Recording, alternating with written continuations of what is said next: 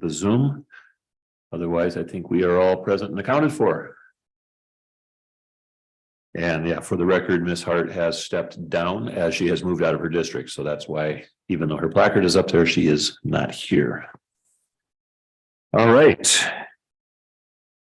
So we have city manager or city clerk. We have Ms. Horner as our finance admin director. We've got, let's see, the fire chief is absent. Police chief Lehman is here. Director Fisher is not. Director Martin is not here. Neither is attorney Ben Riley. Director Martin is here. Mr. Martin, I did not see you back there. And Ben Riley is also. And okay, very good. When I look back at the last time, the only one that was on there was Mr. Restucci. So. All right, so items for discussion. We've got one item on our agenda this evening to work on, and that is staffing request, community project coordinator, and adding a bailiff to correction staffing. Some of this we heard a little bit about on Saturday, but we really haven't gotten a lot of information yet. And so, Madam City Manager, this is your item.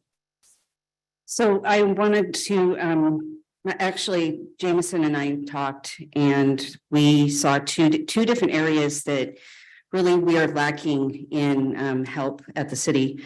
And one of them is the community project coordinator. And I'm going to let Jameson expand on the duties and the job description for this person. But I do want to make sure that everyone understands this is not a position where we're trying to take an event and change it or move it in some direction that it hasn't already been in. We're not trying to take things away is maybe what I would say. But what we are trying to do is have a better contact at the city so that we know, okay, when Rotary goes to do the lighted implement parade, that's their city contact. That person then does all of the work on the city side. So every single community event the city's involved in, no matter who's putting it on. There's coordination between the fire department, there's coordination between the police department, public works crew, streets crew. And we need to have somebody that is primarily the contact so that all the little list of things that's supposed to get done gets done. And so that's really, this is the liaison kind of to the community and through the city so that we make sure we don't let anything slide. And the reason this one came about is because when the city received notice that we were going to have to do Cinco de Mayo, and we took that over as a committee. I had a committee of 10 people that helped put that on, and we literally put it on in about a month, which was pretty amazing because it's a big event. But we realized that there needs to be one point of contact at the city so that you're not getting, oh, well, this person's doing this and this person's doing that, and who do I call to do this? There needs to be one person that says, okay, I'm the person that you call when you're going to do a city event. And I help you navigate all the things that need to be navigated. Because like we had food vendors, every single food vendor had to have their one person with their health card, and they needed to have their license for that weekend. All those things need to be checked. Now, the health department comes and checks them. But as a city, we need to be responsible to make sure that people understand those things. Also, as a city, we can coordinate vendor meetings. We did that with Cinco de Mayo. We had two vendor meetings. We can also assist with registration. Having online registration made the parade so easy. And if we could do that for the lighted farm implement parade by having a city contact that can help with that, it will be amazing. I literally was able to do the parade lineup. I downloaded everybody's stuff because they'd already typed it in for the parade into an Excel worksheet. And then I rearranged it how I wanted. And then I could print one in alphabetical order, print one in parade order. And I did all of that in about 2 hours. If you've ever worked on a parade, which I'm sure you guys know, I did Grandview Parade for years. Hand typing in those Excel worksheets takes days, literally. You almost have to do it as soon as you get an application. With the online registration, the person's doing it for you and you get it in the computer and it's done. So this is really where this one came about. And I'm going to tell you guys, we all know I don't need to be running events. That is not my role in this.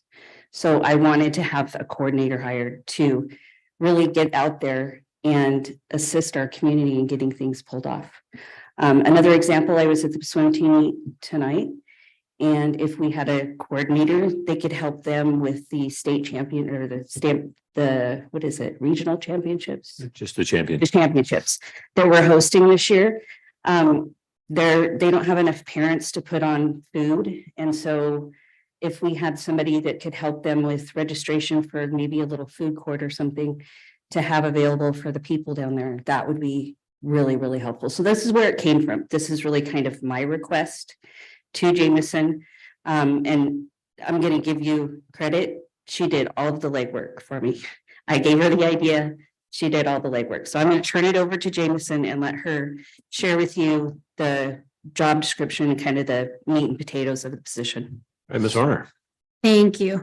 We did, as the city manager said, put this together sort of with the idea that the city needs to take a more active role in community-wide events from the aspect of making sure that all the right-of-way permits, if any are needed, are gotten, that there's all the departments know if a road's going to be closed or if we're going to need to do extra public works, trash pickup, anything like that.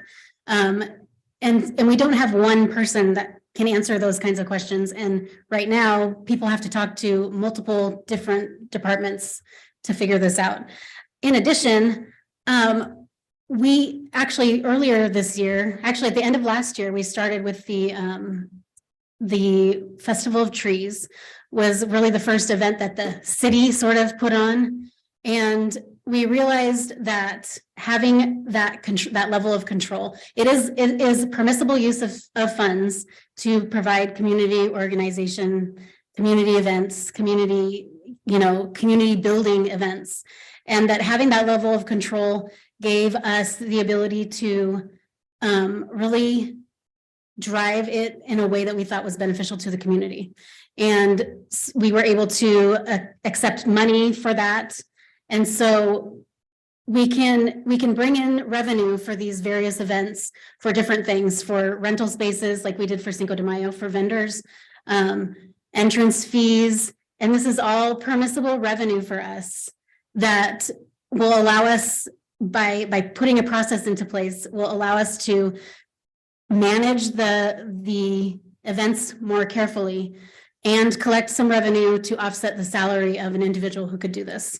So for example, the Cinco de Mayo event this year brought in about $40,000. So that covers, about 42% of the proposed salary for this individual position. So they would work in the Community and Economic Development Department closely with Trevor Martin, which is why he is sitting here. He was really excited about this position as well. He has a passion for community events and things like that, and just making sure that anything that happens community-wide is really well thought out, well planned, and managed from the city's perspective of the city's assets and the city's departments. And I think he may want to add a couple things. Mr. Martin, did you want to talk? Give me just a second here. Oh, I got a bad shadow. Yes, when Jameson brought this to me, I was actually, like she mentioned, I was very, very excited to hear about the possibility of a position like this. I think this position would have a real good home at the city, especially when it comes to interacting with groups like our Community and Economic Development Commission. I know that there are some people on that commission who are deeply involved with city events, and having somebody who would be able to address them, keep our citizen advisory committees informed, as well as work with LTAC and keep them informed as well. And then be able to have a place at City Hall where we could interact with the public and answer counter questions and be available anytime anybody needed us. So yeah, I'm very excited about this position and the prospects of possibly having something like this at City Hall in the future. And I wanted to add just one thing. Another aspect of this position would be to form really good working relationships with other citywide organizations. So that's in the job description as well. I know we do a lot of work with Rotary. Well, I think we have 2 Rotary groups, Lions Club, the school district, things like Nuestra Casa. There's a lot of other community organizations. So we would have one individual that would really be a good liaison for those groups to work with as they plan their own events to make sure that the city's aware of all those items. Questions or comments? On a job like this, I have a hard time believing that a person's going to be busy all year. Most of the time, these events, the week before and the week after, one person can't do it. Right. The rest of the year, is there enough to keep one person busy? I do actually think there is, because a lot of pieces of this are already being handled by other departments in one way or another. When other events are going on. I mean, just with us, we have the Lighted Implement Parade and Christmas Village. We have the Festival of Trees, Cinco de Mayo, Sunnyside, Sunshine Days. Gosh, I have a bunch of them other listed here. We have National Nights Out. We have other community forums that happen all throughout the year. So this person would be working on all of those different things as sort of a central contact point. And there are other things too, like ribbon cuttings. Right now, whenever we have someone that requests a ribbon cutting, it goes to Jackie. And then Jackie reaches out to all of the people that are officials that need to be there. And then she makes arrangements. Usually just says, Elizabeth, are you going? But makes arrangements for the ribbon and the bouquets and the big scissors to be there. That's huge. I mean, it takes, Jackie's really fast, don't get me wrong, but it does take time from her day to get all of that coordinated. And sometimes we're doing multiple ribbon cuttings. Like we went to, 2 weeks ago, we went to back ribbon cuttings. There are just little tiny things that all of us have a piece of that this person will have enough work for. And then the prep that you have, 2 months to put on Cinco de Mayo was not enough time, but we pulled it off. This one person is going to need to set up meetings, get people, you have to start meeting. Usually you start meeting about 4 months before an event starts. You have advertising that you have to talk about, registration to get done.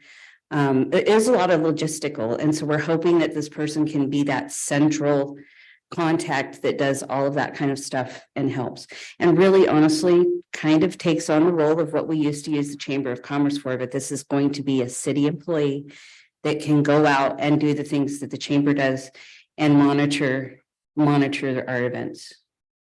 This person also going to be aware of LTAC and that? Yes. Yes. This person would be the liaison to LTAC. And also just another thing to highlight in the job description, if you haven't had a chance to look it over, we're really looking for somebody that has project management skills. So it will be somebody who is hopefully a trained project manager who can look at a timeline and the entire calendar and really manage all of those big issues, get things done ahead of time that can be organize volunteers for the actual events, So I know it seems like the events only take a couple of days, but there is a lot of work that goes into them. But like I said, even the other stuff, just the special event permits that the city gets on a regular basis for other issues would have a central point of contact right now where they kind of just wander around from department to department and until somebody figures out whether or not it's approved. Would that person also like the hill climb that's not really in the city, but is part of the city? I don't know if that would fall under it. I don't think so because it's not inside city limits. I mean, the only time we've really ever had anything to do with Northwest Nitros was during the very beginning. They did get some LTAC money for advertising, but really we haven't done anything for them in We Well, do police and we The do. fire, Yeah, but they pay for that. but I mean theoretically, if a group, including that group or another group wanted to contract with our fire department for something like that, this person could theoretically be a good point of contact for those kinds of things as well. It wasn't something I considered. I don't think it's a bad idea though, so it would be something to discuss with the fire department. Also, if I may, I could also see this person being helpful in assisting, because we don't have a chamber of commerce, but the Community and Economic Development Commission has also floated the idea of starting up something like a business association. And I could see this person kind of being an integral part of helping get that started and being a facilitator and that kind of process. And really honestly, if we see that they don't have enough to do, we will find some work for them. There's plenty to do at the city. All I have. Okay, further questions or comments? The amount budgeted you have here, does that count insurance and everything, or is that just Yeah, a salary no, the amount on here is for half a year for both positions that are on this. after year? So double that every year. Well, yeah, well, for each position, they're actually very close. One is 96.7 for corrections and the other is 98.2 for the community, but that includes all the benefits, insurance, L&I. This is all out of general fund. Actually, the community projects coordinator will likely be paid out of the tourism fund, because I think that it's the easiest way to bring money in and out of the city to make sure that it's being used correctly for tourism. It's where we put the LTAC money right now anyway. So that was kind of our thought, that it would mostly be paid for out of there. And then anything that wasn't, I believe that the LTAC will probably still allot like Cinco de Mayo money to the city to process this Cinco de Mayo thing. And then in addition to those revenues, it should cover the cost. I'm believing that it should cover the cost of the position. So that would be the goal. If that didn't happen, then we may have to transfer a small amount of money from the general fund into LTAC to cover it. And just a side note as well, there are a lot of grants out there for funding these kind of positions. We probably could get some grants very easily because now we have something that's on community outreach. And then there is also $25 from every business license, has been historically going towards tourism, but it sits in the general fund right now. We don't have a specific use for it. So it's just been kind of used for tourism related things as they come up throughout the year. But it's approximately $30,000 in business license funds that we can put a name to now. So that could support that additional cost. Okay, other questions? Ms. Ripley? So did the Chamber of Commerce take care of this earlier? It used to be around 2015, I believe, or 2014. It was a chamber event. All of these were chamber events. And the city would allocate money from LTAC and just say, here, chamber, here's $50,000 or whatever the decision would be on the money. And then they took that money and put these events on. When the chamber was dissolved, the LTAC basically went out and said, okay, we have this pot of money now. You need to apply to us to do the event. And that's how it turned out, that it went out to private people. I was just wondering, is it plausible to bring the chamber of back? No, No, we've looked into it. okay. Okay, that's all I have. And then that's because that's where we're kind of getting the idea of like a business association or some sort of like downtown association that could kind of fill that role. Okay, All right, Mr. Farmer. I'll just kind of say what I said Saturday. Employees are extremely expensive to have. It's a long-term commitment that we have to make for them. And then we need a dedicated income rail or whatever to be able to support them. And I'm always concerned about that when we start hiring people and then 2 years down the line, some funding dries up and guess what? We've lost it all. So that's just my concern. We need a dedicated revenue source. And I think we need to, whenever we hire a new position or create a new position, that we think about it long and hard so we know it will be a long-term proposition. Which LTAC money is available to fund the community project coordinator.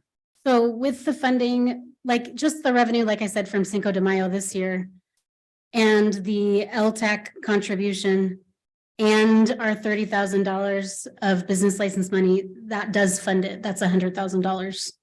So that, 30,000 a year, is that what we build up?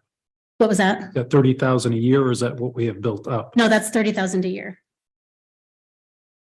It's actually, I think this year we budgeted to receive about 32 and we're a little bit ahead of schedule. So I don't know, though, business licenses renew at different times throughout the year for everyone. So. Okay, Mr. Deputy Mayor, if you had any questions? Well, thank you, Mr. Mayor.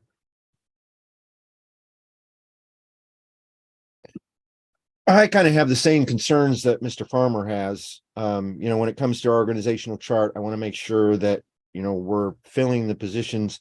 As I told Miss Alba in the past, it's your job to fill the machine, to make the machine run and work, but it's council's job to build the machine. And so we want to make sure that when we hire somebody that we're hiring them, for the long haul. So if LTAC dollars can fund this position, then I'm supportive of it.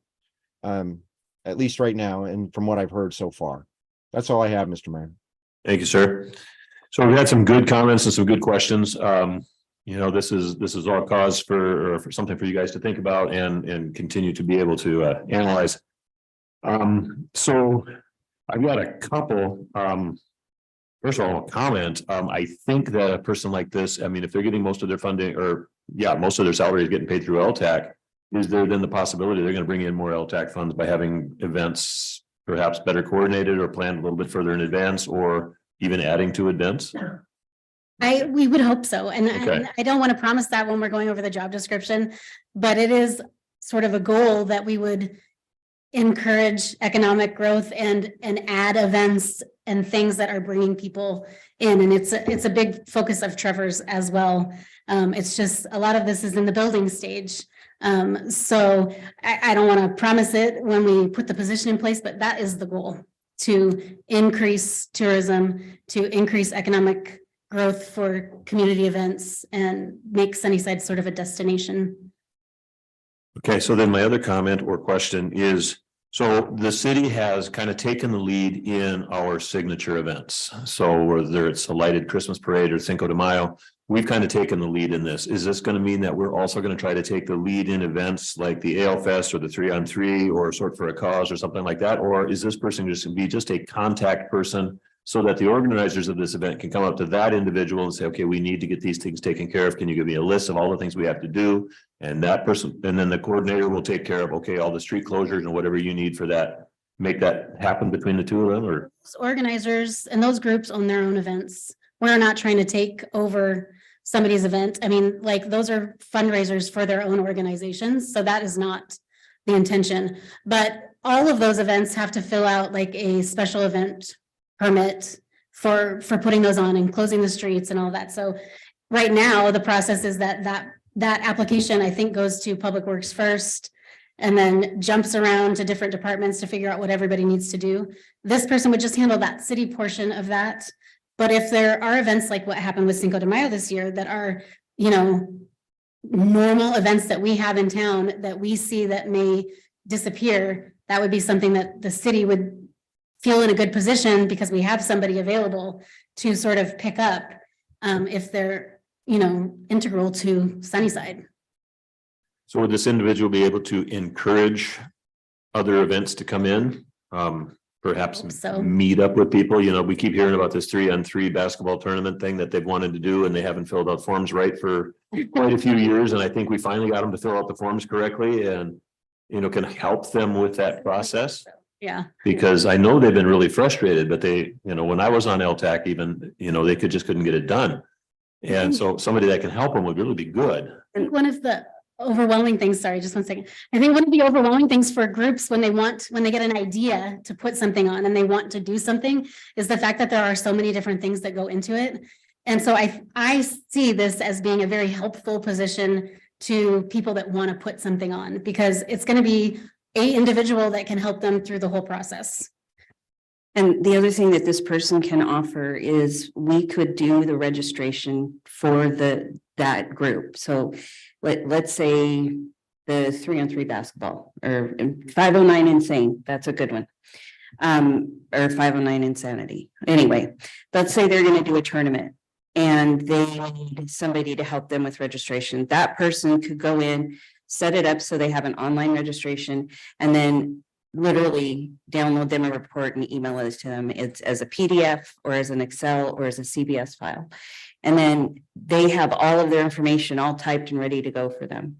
So they know who's showing up, if they need to put things in a different order, if they need it in alphabetical order, however they need those, that person could help them. So I think that just being able to host the registration is huge for us. And then that gives us a couple of things. It gives us all the contact information for the people that have attended the event.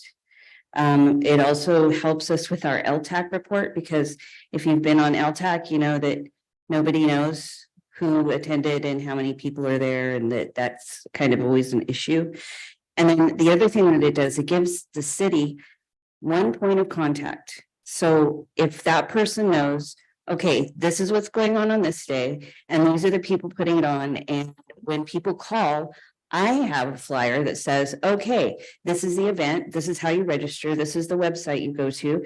What do you need? And then they contact the event people and say, okay, I have this person that has this question. I don't know the answer. Let me give you the answer. I think one of the biggest frustrating things about, and I'll tell you, I'm on Rotary, so the Lighted Implement Parade. If you don't have one person that's your contact and you can't get a hold of them and you have a question, people get really angry and really frustrated. And a lot of times they call the city and they're like, does anyone know an answer to this? Who's the contact? Who's this? How do I find out? Last year, the question was, how do I find out if we can have a fire during the parade? Nobody knew. So guess what? We called the fire chief. Can they have a fire? Yes, you can have a fire if you're going to eat with it or it's going to keep you warm. Famous. And that's the kind of things that come up. And this person would hopefully have those answers or have the resources to get those answers and be the one that people can call when they know there's an event. Because that's the reality of it. And the other part that kind of kills you is, let's say, Rotary president changes every year. Well, that may be the point of contact. Well, then what? You don't have the new person's phone number. You don't necessarily know what's going on. So this would help with that process. So I'm understanding that the goal here is to assist the community in the events that we do, that we want to continue doing, and any new events that might come our way. Mhm. Okay. Any further questions or comments? Yes, I have one. Mr. Beeler. What is the city's intent? It seems like we've already started doing the Christmas tree and we did Cinco de Mayo. Are we going to continue to do that, or are we going to look for people to run it and us just be the liaison? So the Festival of Trees, to be really honest with you, I've been trying to talk Noon Rotary into taking it over because it's a big job. And what I would see is if I can convince them, I would be helping as a Rotarian, but I wouldn't be helping as a city. This new position then would be the contact between Noon Rotary and the Festival of Trees. But is your goal to take over these or to let other people do them? No, my goal is not to take over these. The goal of this is to be the liaison with the city. I think Cinco de Mayo we are going to keep because we've ran it successfully once, and I think we can do it again. The primary role in Cinco de Mayo is getting a committee together and kind of farming out all the little pieces that go with it. It's not a one-person job. It's really multifaceted. So I think that the city typically was already doing 3/4 of the work between the police department, streets department, and public works. It's just you need that coordinator to kind of pull it all together. And that one would be a part of this salary that we're bringing in. So probably keep Cinco de Mayo, but the other stuff we wouldn't, unless somebody drops out and just doesn't want to do an event. So you wouldn't entertain someone that wanted to run Cinco de Mayo as long as we had somebody to watch over it? I don't want to speak publicly about it. Okay. That's all I have. Okay. Further comments or questions? So, yeah, my last comment on this one is I just recall last fall, early winter, when our manager was busy with the Festival of Trees and the parade. And then also working with budget and everything that was going on, and she spent a fair amount of time sick. The manager should not be the one running events. And a coordinator can help with that because manager's got a lot on his or her plate in that season of the year. State law requires us to pass a balanced budget before the end of the year, every year. And trying to put on an event was a distraction for you during that period of time. And that's a very important period of time for the city as we try to plan ahead for a budget. So, as long as, the concerns have been met, the salary, we know where that money is coming from, how we're going to pay for it. And it's not a 1 year or 2 year thing, but it's something that we can look confidently into the future and say, yeah, I think we can do this. I think there's a lot of benefits to it personally. It sounds as if it can be very helpful. I think importantly, it's not the city trying to take over all the events. I don't think that's necessarily the role of the city to put on all of the events, but absolutely to make it easier for these events to happen by making the point of contact a lot easier. That's my hope. So council, we have kind of an anomaly here tonight. We do have individuals here who would like to speak. I'm assuming you'd still like to speak up, or did we answer all your questions? Okay, so it is not normally a routine during our workshops, but if there's no objection, we can allow them to speak. So council, is there any objection to allowing audience members to speak this evening? No, good. Mr. Mayor, Mr. Deputy Mayor, yes. you'll need to ask the council to suspend the rules. Correct. I get my terminology mixed up all the time, but you are correct, sir. Thank you. But we'll go if you have any objections first, and then we'll talk about suspending the rules. Is there any? Mr. Mayor, I move we suspend the rules and let the citizens approach the council and speak. Well, we have a motion. Second. Second, We have a second motion. So motion by Mr. Farmer, second by Mr. Hicks to suspend the rules to allow public comment. Is there debate on this item? Are we going to use the 3-minute rule like we do at every other? I believe that would be wise. Yes, sir. Further debate? Hearing none. All in favor of suspending the rules, please signify by saying aye. aye. All opposed, no. I too vote aye. The motion passes. We will suspend the rules and allow members of the public to speak. Well, you do have 3 minutes. So I think our clerk has a clock ready to go. All right, so when you want to speak, please approach the podium and speak into the microphone, state your name and city of residence and make your comments. I am Sharon Killian, born and raised in Sunnyside. And my husband was Irvin Killian. Between him and I and 3 local strong businessmen, we started the farm parade. And it was just the 4 of us and 5 of us, and it was awesome. We looked to find farmers and they were coming out of the woodwork. All of a sudden we had 4 on the first. That's been 35 years plus ago. We now have young kids, young farmers coming in to help. I stepped down before Irvin died and let the young guys do it. But they come to me sometimes when they wanted some problems solved. I would like to see the parade mandate. I want to see the parade done by the farmers. The farmers are the steady thing of this community. And if we have somebody, and I can understand, having a guy with us and telling when we can have the police, that's all we want. All the rest of it, it will be up to us, the farmers, and who we get. The young guys are gung ho about this, and we got some kids and guys here, farmers, that would like to say something. Thank you. Thank you. Next. Hi, everyone. My name is Carter Killian. I've had the privilege of helping the Sunnyside New Rotary with this parade for the last, since they took it over from my grandparents. I live here in Sunnyside, local resident, excuse me, born and raised. I have a lot of memories with the Sunnyside parade. One of them is being 13 years old, helping my grandparents plan this event. I distinctively remember staging the event, hoping one day I'd be able to fill the enormous shoes of my grandparents and all the other community members helping and donating their time to plan this and put this event on. This event is a staple of Sunnyside. How I get to participate and watch other farmers, neighbors, and community members plan this event and put this event on.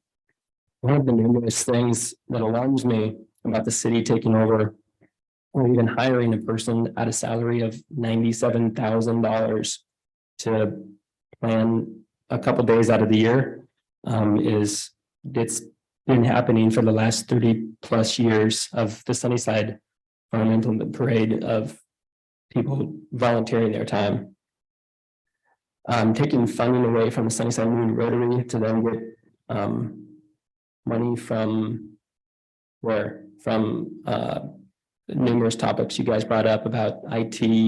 I forget the terminology, but this has always been a volunteer-based event. It does not make too much sense to me. I'm not a city official, but it doesn't make much sense. This event needs to be brought back to its roots and what it represents: farming, community, and volunteers. Volunteers being the key word. Think of the hard work and sweat that has been put in the last 30 plus years of volunteers in this event. To hire a city planner is just crazy to me. We can all be confident that the heartfelt love poured into the community will continue. Someone with no idea of the hard work, time, effort, and thought it takes our farmers, families, and community members to make this event happen. It takes funding meetings on a weekly basis, which in my opinion, I've been involved in a lot of meetings with the Sunnyside New Rotary. They've done a phenomenal job over the last couple of years of planning these meetings at noon every Monday. You can't count that this hired employee is going to put a lot of heartfelt love and effort and dedication into putting this event on. Yes, a trained person or a paid person will make this happen, but we have volunteers to follow that person. It's not paying city employees to run overtime to run the parade or the. Second, sir. Okay, thank you for your time, and I want to say thank you to all the city volunteers and police department that has helped put this event on. I don't mean to undermine any effort that they put, so thank you. Thank you. Next person, please. As planning events myself, I really understand it takes a village, a big village. However, how do we? You need to state your name, Cheryl. Oh, Cheryl Van Bell, Sunnyside, Washington. Yeah, you need to keep speaking into the microphone. However, with all these kids that are wanting to step up and show community service, I feel this is huge. $97,000 when we have streets that are in disrepair. We have a police force that needs more funding. We have business fronts that look sloppy. I feel when there are volunteers willing to put on an event and step forward and give and build community support, we should not be looking for an employee to do this. Many of these events are built on volunteer and community service. That's what we need to get back to. Please think of this. Thank you. Anyone else wish to speak? Jason Sheehan, I city of Sunnyside or rural Sunnyside, I can't claim lifetime residency here, but I'll go with 21 years. I think that counts for something. I'd like to build a little bit on what Cheryl said. I haven't even talked to her beforehand, but one thing you need to realize is a lot of the people in this group and a lot of the people in the community that step up and volunteer, myself, my wife included, whether it's the Grandview Fair, church activities, school activities, or any other fundraiser like the parade, you get volunteers because people see a need. You get donations because people see a need. If you step up and try to start hiring someone to do it, you are going to lose the volunteers because they will lean on the paid employee to do it. And I speak for that myself. Busy people get more done. That's what my father's always told me. That's what my grandfather told me. And so I was raised to step up and volunteer and be part of things. If you see people that are paid to do what you can do, I'm going to go take care of my business. I got plenty to do without putting a implement in the parade every year for the last 10 years. I've got plenty to do without donating. And if we've got ways to somehow cash flow, any employee that I hire, it costs me double to employ that person. So you've got to have $200,000 of income. And as a taxpayer here, I would like to see that money spent in many other ways in this community besides an employee. Thank you. Can I just clarify? Just a second. But further, thank you for your comments. Is there further comments? Anybody else wish to speak? Okay, let's just give everyone a chance to speak and then we can respond to it if we want to, Jameson. I'm Chris Van Bell. I'm from Sunnyside, North Sunnyside. My biggest concern is, like on these different events, is there are going to be registration fees, is there going to be more expenses for the people that are entering these events? Okay, I don't want it. I mean, I know what the Cinco de Mayo costed 2 years ago, 3 years ago, whenever the last one on, versus what it costs this year. But if you hire somebody, are we going to be charging these events more money to be able to put them on? And that's a big deterrent for a lot of the local people that do these because they put so much money into these different parades themselves. So, other than that, I really like the idea of, like you're saying, the community comes in, volunteers come in, it draws people. I really don't like the idea of adding to another position. I think you need maybe to streamline the positions that you have. Any of the positions that you have, are they any of them what I would call, they have that partial where they're like, I mean, it should automatically go to your different departments. You got 3 departments, right? You got fire, you got police, municipal, whatever, you know. I mean, it should Got more than 3, Chris. all right, well, whatever, the basic ones. I know you got a lot. Yeah. Thank you. Thank you, Chris. Thank you, everybody, for your comments.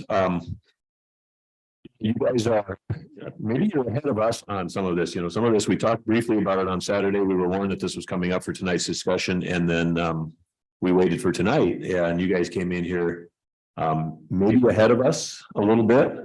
This is something that we're still working out. I think Jameson's got some answers for a couple of the questions that you've brought up.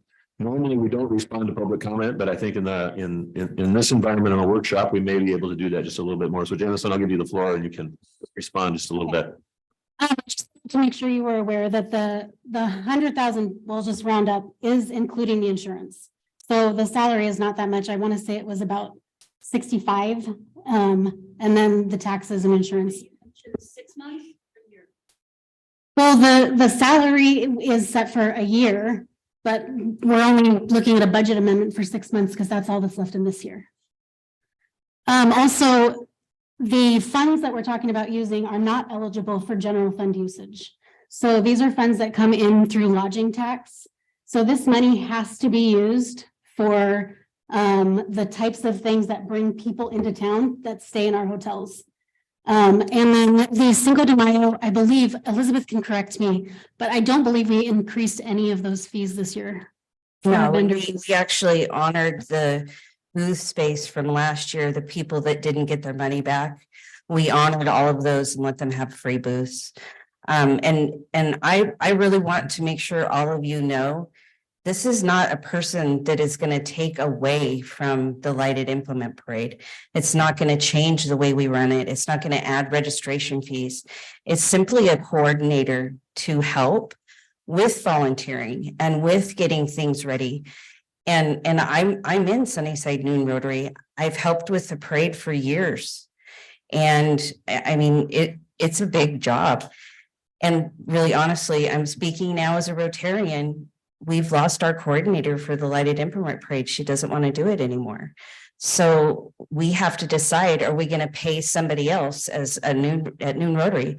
We actually paid for the service of having that person put the parade together for us. So Rotary has seriously been thinking that they can't do the parade without paying a coordinator out of the LTAC funds.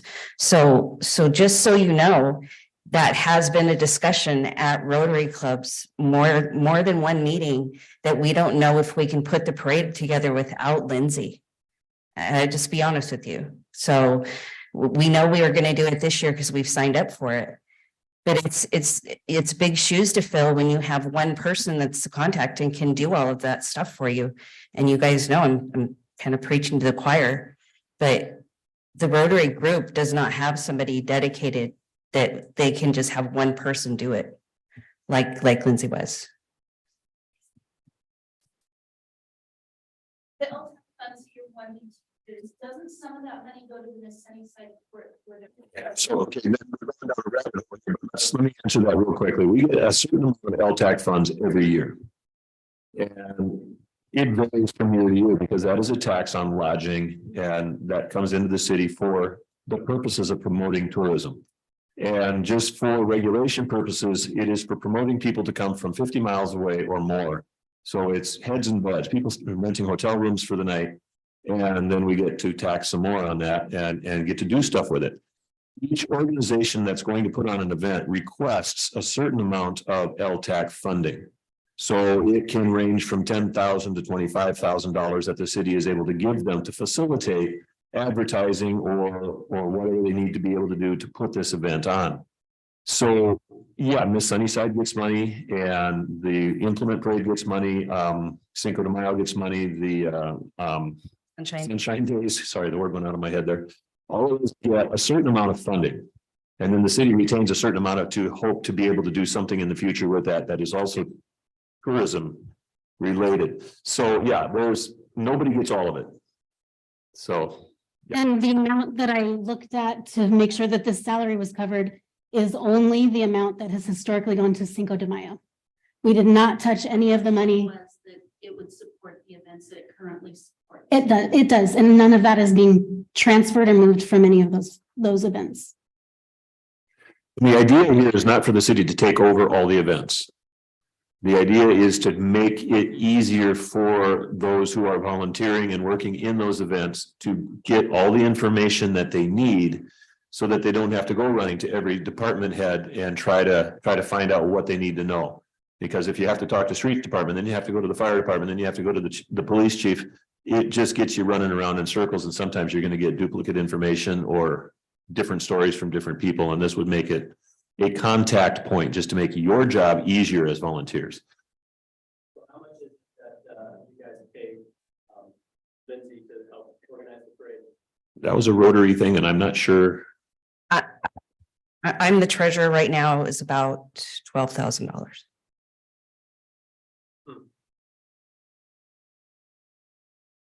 Okay. You may come up to the microphone. It really makes it difficult for the people on the Zoom meeting to hear the questions if you're not at the microphone. So you are saying that $12,000 that Lindsay got, right? Okay, and this certain person that's going to probably come in to do whatever coordinating things, he's getting how much? 60,000? That does not include I just don't understand how. Point of order. Mr. Beeler. This is something that they really need to come and talk to the city manager about and not in the workshop.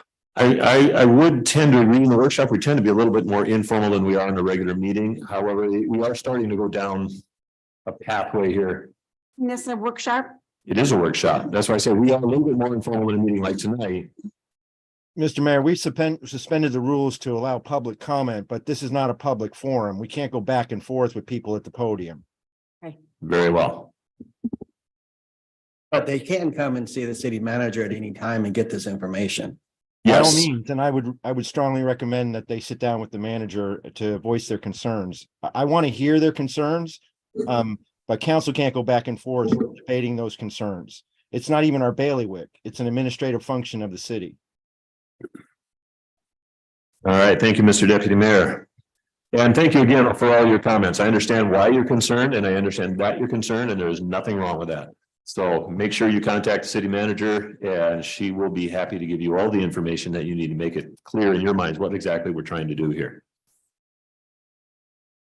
All right. And I realize it does complicate issues because I am in Rotary. So it does make things a little hazy at times because I'm volunteering as a Rotarian and yet I'm still the city manager. So I do know that that sometimes seems weird, but I've been in Rotary since 2014. And, you know, I have a passion for Sunnyside and I want to make Sunnyside a great place. I was just going to say briefly, I don't mind staying after this meeting to discuss the finance aspect with you guys if you want to wait. And I will too. Hopefully that's helpful and takes care of some of your questions. All right, the next item is the bailiff, and we'll just continue on with that, Madam City Manager. And I'm going to turn this over to Chief Lehman and let him describe the position a little bit. And then if we have questions on the job description, Jameson can answer. Chief. So I'm going to give you a little historical background here. Our court for a long time was just open to the public. Anybody could walk in. And courts across this country have gone to the way of security with metal detectors and things like that. That metal detector has been there for the last 18, 20 years since I've worked here and wasn't used at all for a long time. About 3 or 4 years ago, we brought a private security company in and they eventually stopped showing up because of staffing with no notice and just quit the contract. So then the court administrator started contracting with the Yakima County Sheriff's Office for off-duty deputies, and they were filling the role until the days they're busy and just don't show up. So we get that call. It's 9:15. Court started at 9. There's nobody here to run the front door. Can you guys send somebody over?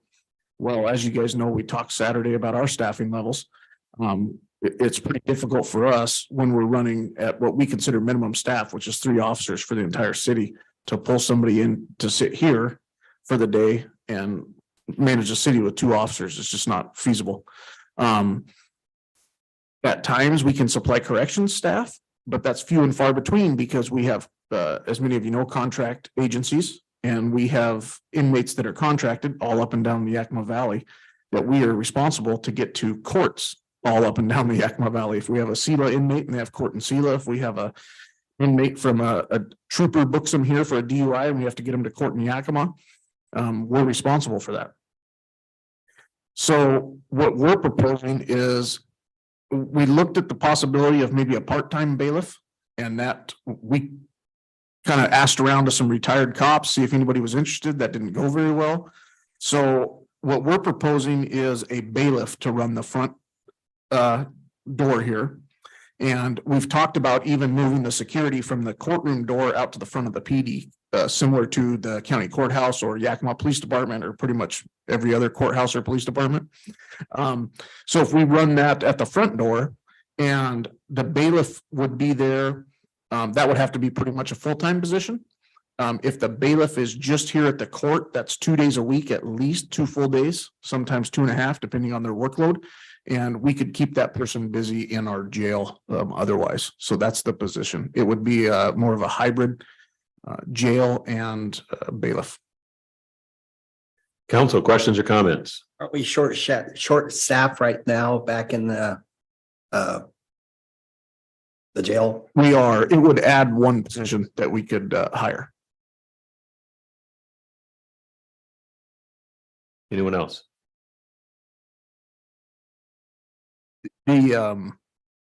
One other quick thing, when the sheriff's office doesn't show up and they call us to get court going, we've had our court administrator, who's not non-commissioned cop or anything else, up there wanting people at the door. So it's just not it's really not a safe environment, not having someone here. The question is, how do we make sure someone's here? And right now it's just not working. We had the meeting and the sheriff's office was supposed to be here. We met prior to court with the judge, Jameson and I, and the court administrator and my commander. We had the meeting in this room, went back to my office. 20 minutes later, she called and says, "You won't believe it. They didn't show up today." I said, "Okay, let's see what we can find." So it's becoming a couple time a month occurrence. So And I do believe we are paying the sheriff's department $50 an hour to man our door. And we could utilize one of our own employees at that rate much better. probably cheaper, I would say. Yeah, 50 would include benefits and everything at least. And what were you paying the private security firm? I don't know. I don't have that information. I did not prepare that either. I did not perceive that question. Sorry about that. Oh, sorry, I was outside the box. Further questions, Mr. Deputy Mayor? No questions, Mr. Mayor. This is just a no-brainer for me. I mean, we need a bailiff. We need someone to protect the courts. So, the chief is right. I mean, that metal detector's been there for as long as I've been on council, so almost 20 years. And it hardly ever gets used. And if we can't rely on security, then we need to do it ourselves, because court has to go forward and we need to make sure that the people in court are protected and safe.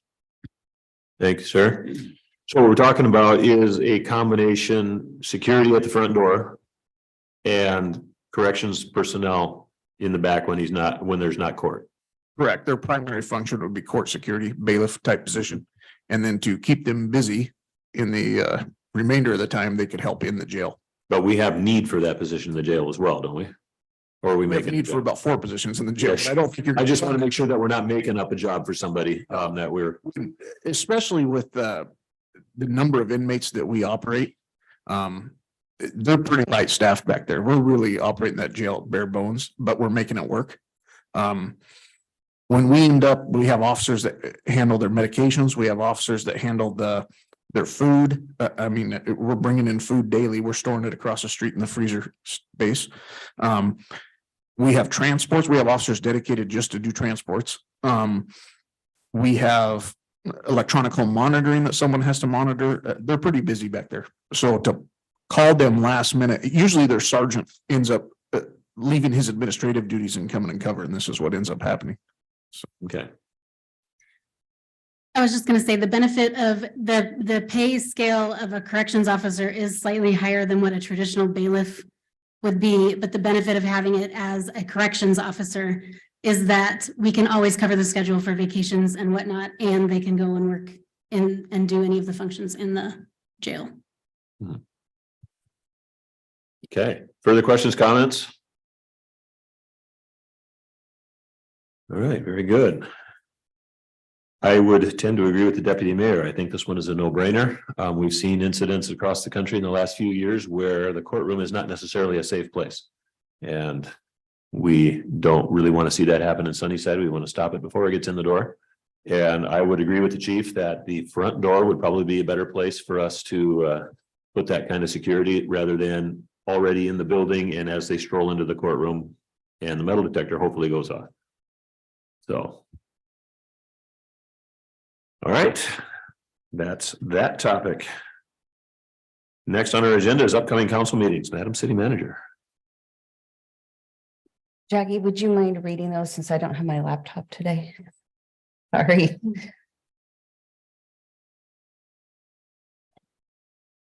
One moment.